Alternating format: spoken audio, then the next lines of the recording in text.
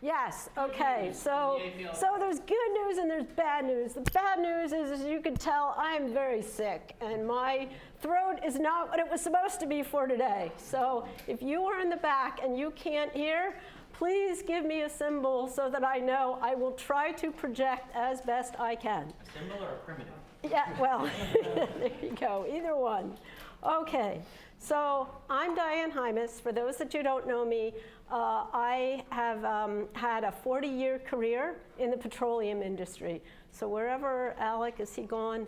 We were back there just drooling over your process flow slides. So I have my good friends Carl and Maria that are back here. They were also giants on the projects that I was involved in, which was putting control systems and automation on pilot units, doing databases for the crude oil repository of all the technical information for all of the crudes that ExxonMobil processed, and doing refinery process models. So this was really cool stuff, all in APL. And then at the end of my career, I had the opportunity to build from scratch a platform for our products development. That's the teams that designs things like the oil that goes into your car, the lubricants for that, the grease that's in the International Space Station, things like that. So they do the research to design those things, and I built them a whole platform with my team to enable them to retrieve the data faster, to do their design and development much faster. And come up with some optimizations, ways that they could simulate what the test results would be so they wouldn't have to spend $50,000 on one gas engine oil test. So that was a huge benefit for them. And I'm going to be joined later with Mark. I think he's not going to need any introduction. You've all heard about his great escapades in the jewelry industry.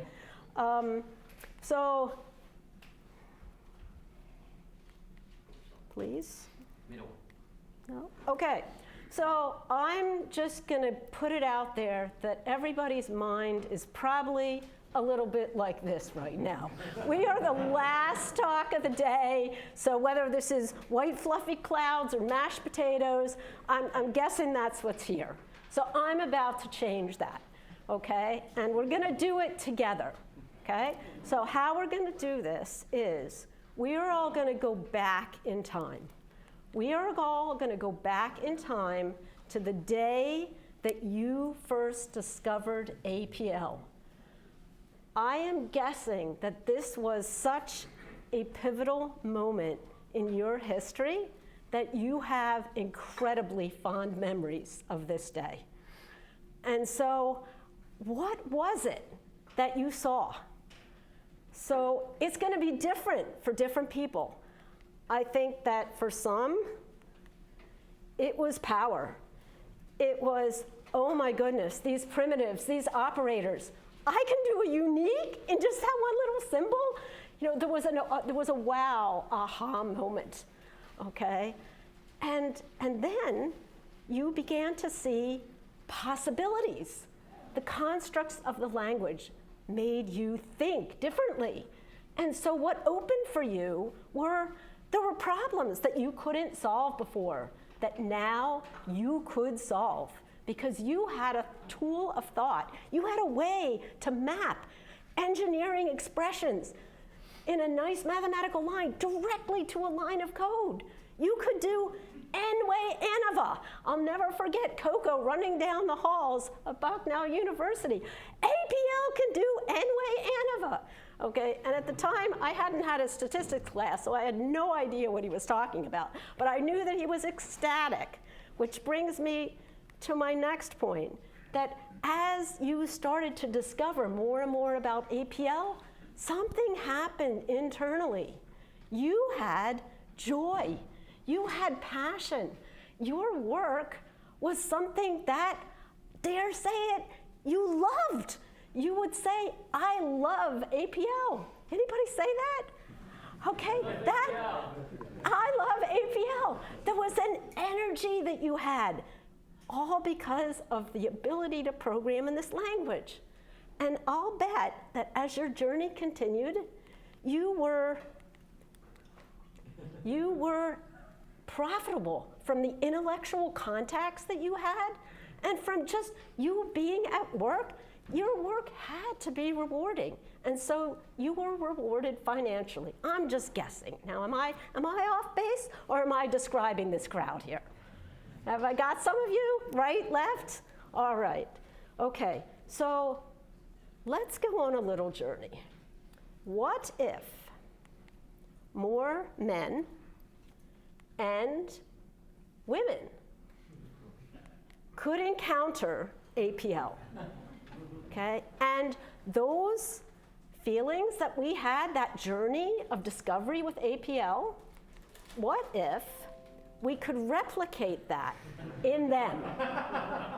Okay, and then when they became proficient in APL, what were they doing? They would take their knowledge and apply it to each of the areas in which they had domain knowledge. So science, technology, engineering, bioinformatics, jewelry, supply chain technology, AI, ... We could go on and on. What transformations would be possible if we could make this happen? Now, Max asked a key question. Well, how? How are we going to do this? Okay, what if some of those people that were financially profitable using APL pooled some resources and they had a pile of cash on hand and they created a nonprofit charity? The purpose of this charity is dedicated to promoting APL for the benefit of education and science. With me so far? So what would happen then? Well, then, these individuals that had ideas could write grant applications, and they could request funds from the charity. The charity would look at their proposal, they would evaluate it, and ones that were in line with the missions of the charity, again, promoting APL, benefit of science and education, okay, they would receive funds, money, okay? So when they received the funds, if they did not know APL to start out with, they would have to outline a clear path for how they were going to learn APL, okay, and to apply it to the proposal. Those that already knew it to just start applying, get to work right away, right? Okay, so what would be the result? Not that. Okay, what did I press? Okay, all right, here we go. Amazing projects. We just saw an amazing project, didn't we, from Holden, right? Okay, so amazing projects that do what? They showcase APL as a powerful tool of thought and language that's very relevant for today. Okay, all right, so I first heard about this vision. This vision is not mine. I first heard about this vision when I was at Dialog 22, and this was presented by Gitta Christensen, who had had some discussions with Bob Smith, I believe the story goes, and I was hooked. I mean, this is so cool. Why would I not want to be involved in this? So, unfortunately, I was not able to get back to a dialogue meeting until 24, so last year. So I was very eager. Okay, so what's happening? How's this thing going? So let's see, how's it going? Okay, so our happy world. The idea, initial idea, was that we would have one global charity. So that charity could receive funds from a country anywhere, and it could donate funds to countries anywhere to APLers in those countries. So how do you think that was going down? Like, okay, so this was a nix, okay? Because who do you think got in the way? So I think there were some legal aspects, and I'll just leave you to the rest. All right, so this was a vision that needed refactoring, right? Everybody's familiar with the refactoring process. We got to go back to the drawing board and scratch our heads and think again. So what are we going to do? Well, how about this idea? How about the idea of charities formed in each country that has its own set of laws and government and knows what a charity is, okay, that country could have a charity, and then another country could have a charity. And oh, if we have a group of countries that are abiding by the same, playing by the same rules, then, for example, the EU could have their own charity. So what do we think about this idea? I think this might work, all right? So then the question is, well, who's going to do this? Who's going to do this? Well, that was the, oh, we have a hand. We have a volunteer. Okay, that's good. Well, this was me at the conference in Scotland, running around like, who was it, Clooney in Ocean's 11. All right, where's my team? How do I get a team? How many do we need? All right, so I am very happy to introduce the team.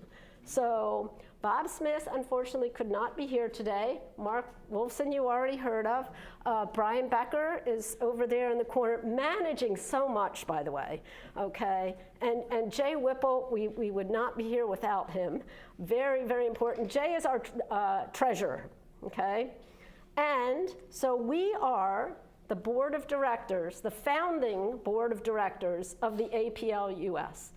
So collectively, this group represents I think we calculated 200 years of APL programming experience.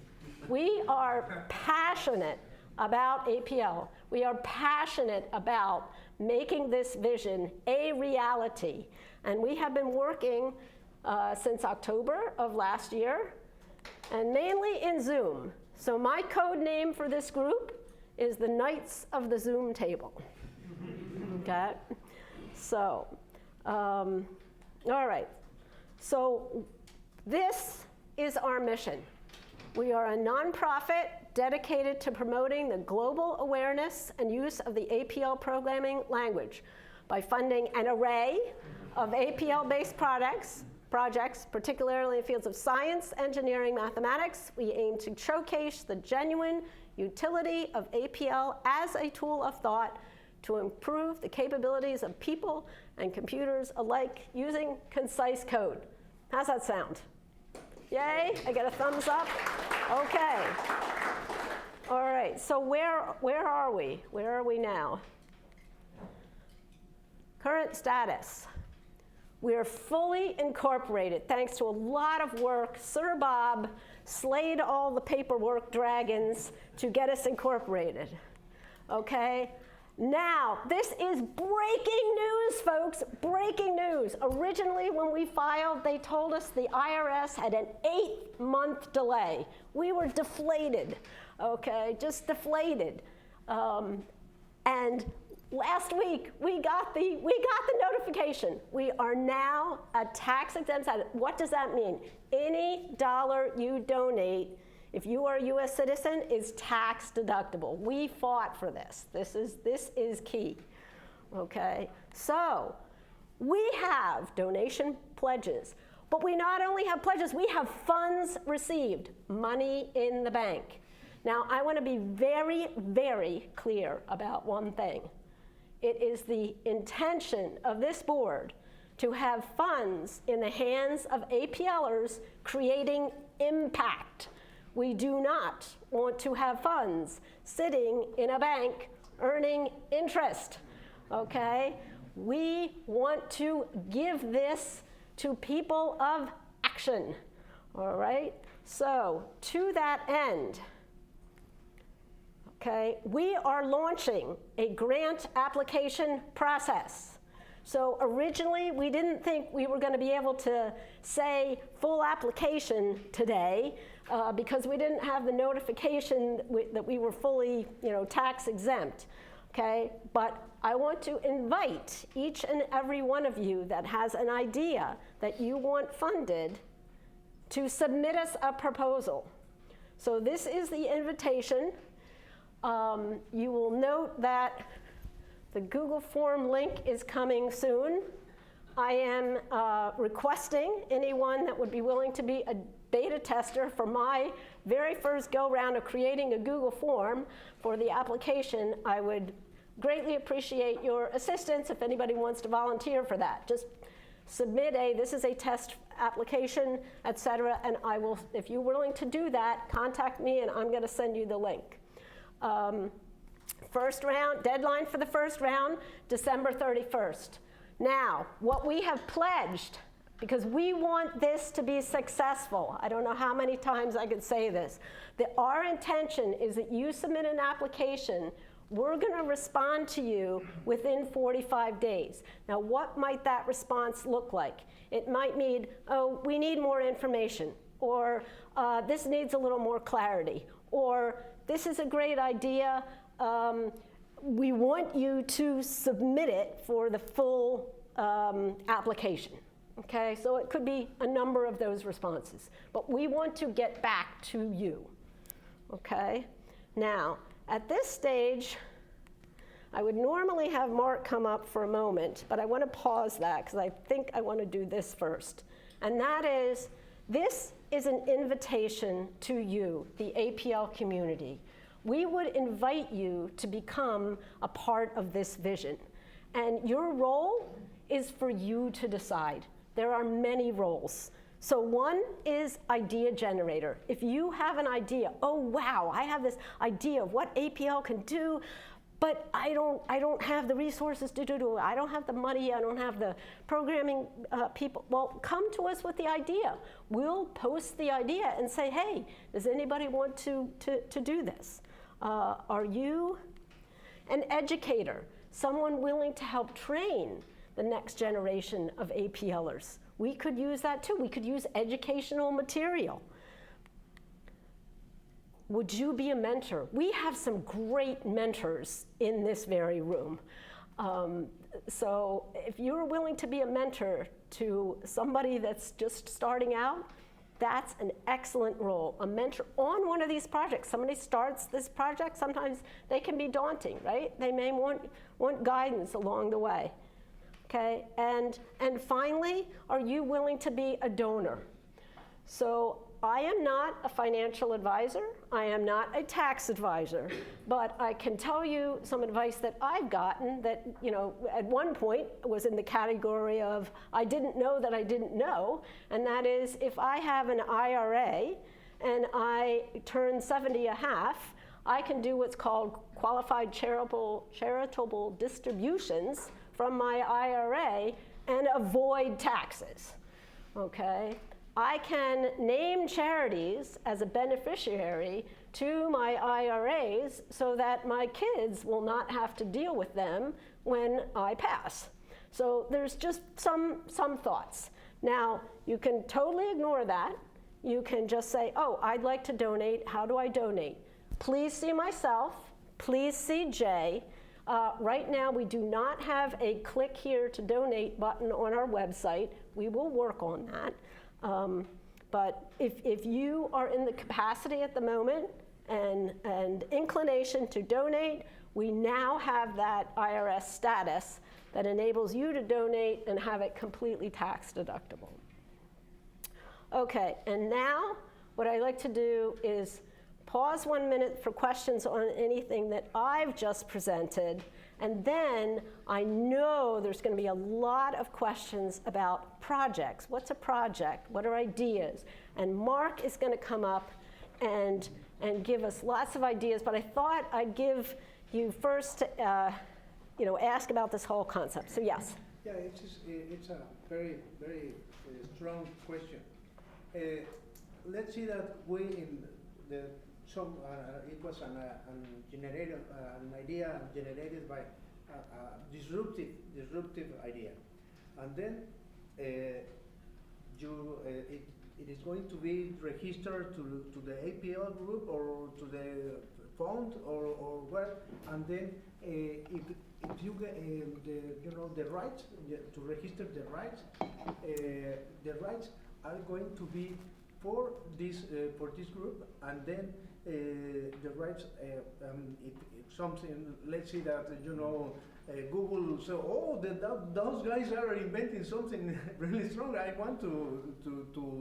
So you're talking about? Are you talking about patents? Yeah, like if we create something that is patentable. Just the IP. Yeah. So the IP. So we'll deal with the IP. Yeah. So we have a plan for that. Okay, Max. Yeah, this is a great idea, and it has it's been around in other forms as a component of a bigger foundation. For example, the Linux Foundation, the Rust Foundation, the Python Foundation. So, do you have ideas about scaling up to a foundation and having more initiatives such as promotions, events, and more general announcements?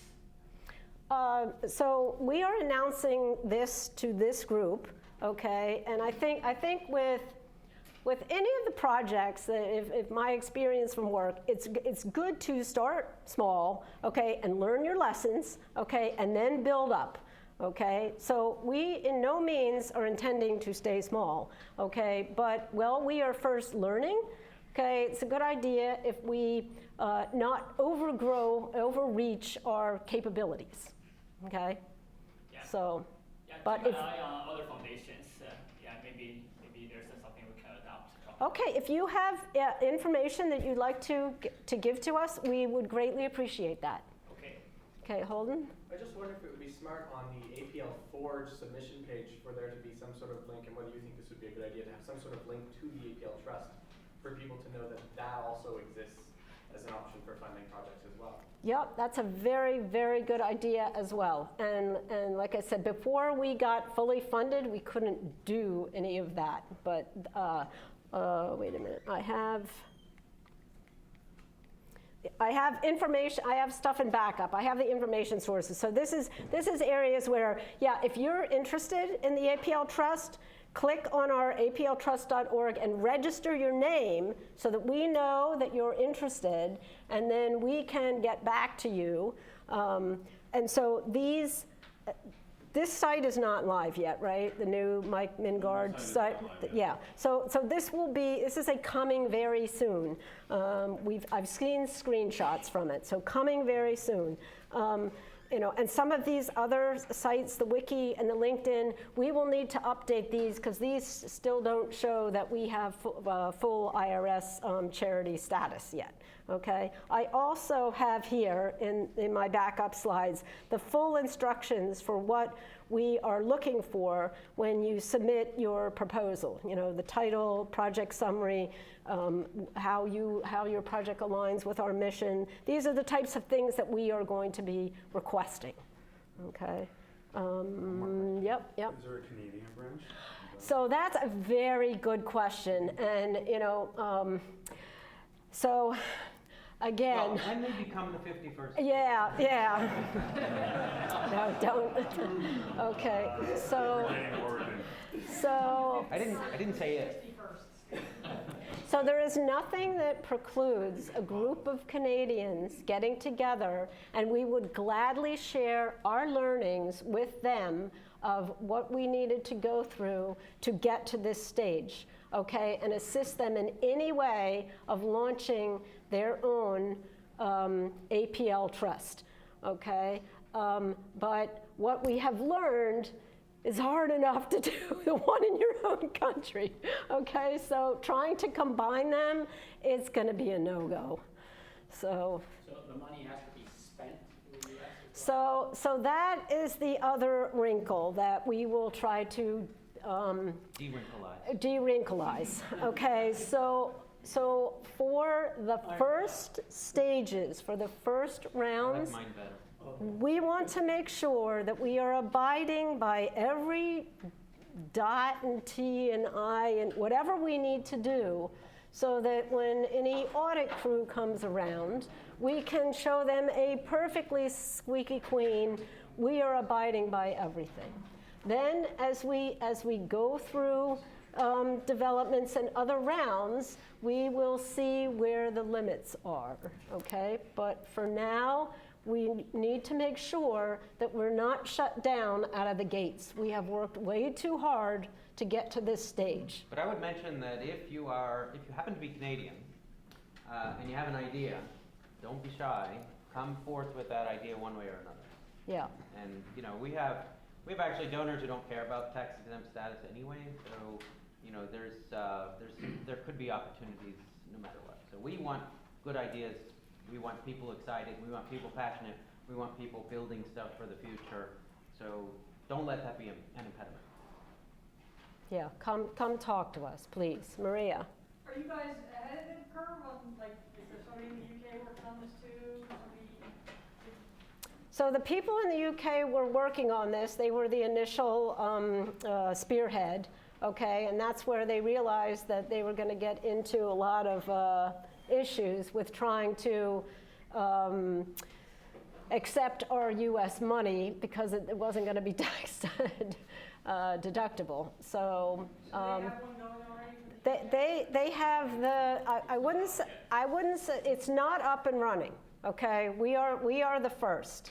I mean, this group of board of directors is very passionate, and we worked really hard to get to this stage, okay? It is a lot of work. It was complete learning experience for me, how much was involved. I thought, oh, you just go sign up and, you know, it's done, okay? Nada. This has taken us a full year of work to get to here. I'm hoping that we get other branches. I'm hoping that we get one in the EU and in the UK. Tony? Can you take donations in kind? Donations, that's a question for Jay. You've got a stock that's got capital gains embedded in it. Instead of paying Yeah. 23 Yeah, I know what you're saying. When I do my donations to, yeah. You know, and then you guys sell. So you're going to chat with him about that? Yeah. Okay. I mean, I know exactly what you're talking about. When I donate to my funds at Bucknell, I'm doing it with ExxonMobil stock. Okay. So that's appreciated. Okay. So it's a great way for me to fund the scholarship funds at my alma mater. Question? So, kind of an idiotic question maybe, but how is the money supposed to be used by the acceptors? Is it to fund their salary, equipment? Like, what is the goal of the donation to benefactors? Yeah, that's a really good question, and that will be part of your proposal. Okay, if you need money, take for example a PhD student when they write a proposal to get the funds from government agencies. Part of that is to be their stipend for when they're there working, right? So we could potentially consider that, right? Okay, if you're going to be working, we want to be paying you for the hours that you're working. Some of it may need, if you need equipment, so all of that can be considered if you document it fully, what you need the money for. And the main reason we want to document it so carefully is that we also have to report on how the money gets spent in order to maintain, the status that we have. Right. So it's pretty fluid. I mean, it's, how it can be applied. You don't have like a specific That's right. goal. Yeah. That's right. Yeah, but now, As long as it promotes APL. you say, okay, well, I want this money because I want to have my team go out for a team building skiing trip in Breckenridge. That's not something that's going to fly very well, okay? So, come talk to us if you've got questions. That's why we want this application process to be one in which it's a dialogue. With an eye. Yeah. Do you have a relationship with universities? York University and Toronto had a York APL version like years ago. you have like those kind of? So I don't have a personal relationship with York University. I don't know if Bernanke back there does. Connections with Dr. Zed. Professor Stacey runs the York U Computer Museum. He's a professor there. There might be others. Yeah. And what was the reason for your question? Promoting like such a strong academic thing that has strong roots in Canada. Mm-hmm. I figured if you can't do through the legal tax inversion, maybe the formal academic spaces have a blend of support, students and experts that would like flow in. And York was one of them. I'm assuming U of T probably also has something, because that's where this all began, sort of. I don't know the current status of U of T. So I have connections with universities in the US, and I will utilize those connections. But if you have connections that you would like us to, consider and pursue, okay, we can certainly look at that and see if there is any opportunity. Any opportunity we would like to investigate and then make a decision. Bob. You. I also have connections with Sven Schultz at Nijmegen. He's a parallel array language fan. Mm-hmm. I have connections with microbiology people at Oxford, and they've got they're interested in Okay, would you please email me those connections so that we can look into them? And I'm sorry, I forgot your name. Lucas, would you please email me the connections that you'd like us to investigate, and we will follow up with that. Max. And let's see, Max? So do you have a strategy to approach people who don't know API at all, those outside the APL circle? So, funny that you bring that up. My pet project that I would really love to do, and I've been talking to Dyalog, specifically Rich Clark, about creating this, but if you want to learn JavaScript, you can go on tons of coding platforms, public ed tech platforms, to get a course, either free or paid. You can get live classes, you can get recorded classes, you can get video classes, written classes. There's all kinds of classes for all kinds of different languages. There is nothing for APL. So what I would like to do is have at least one, possibly multi, depending on how you want to learn, on the EdTech platforms. So if someone wants to create something like that, I think that not only could you do it, but you could get support from Dyalog, because I know that Rich is working on content, but if you wanted to put it together, create there's a lot of work involved other than just the content. As Michael will tell you, he's nodding in the back. He recorded this day, and he recorded our boot camp. So I should mention also that we had the first ever UX boot camp in APL a couple of months ago. We put it on for our company, but we also invited the folks from InvestCloud as well, and several of them are here today. And it was super successful, and it was all recorded as well. So boot camps, EdTech platforms, there's a lot of opportunity for APL education, and I think it's a bit of a chicken and egg problem. So on the one hand, you have companies that might want to use APL, but they don't have any candidates to staff those, and the other case, you have people who might be interested in learning APL, but they don't know if there are opportunities, once they do. So, it's a bit of a chicken and egg problem, but I think that having a good platform for learning APL would be a good start. So thank you. Yeah, sounds good. That's my pet project. Yeah, it's not unlikely that Dyalog would throw in some cash as well. I mean, if that doesn't, complicate things. Well, no, it never complicates things to throw, cash is better, small bills definitely preferred. No, but definitely, you know, throwing resources like Rich, Right. throwing cash, throwing advice, throwing help, throwing all the things that you do for us anyway. I think if you could lend those to a project like this, that would be helpful. Yep, definitely. I'm afraid we're kind of.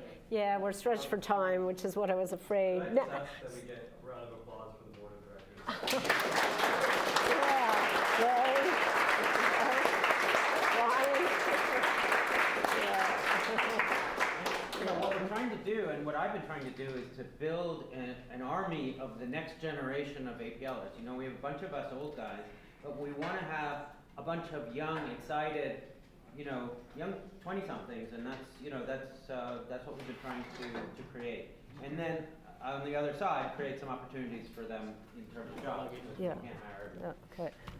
So I would encourage you, as we leave this room and go to dinner, continue these conversations. Come seek out any of the board members. Ask us questions.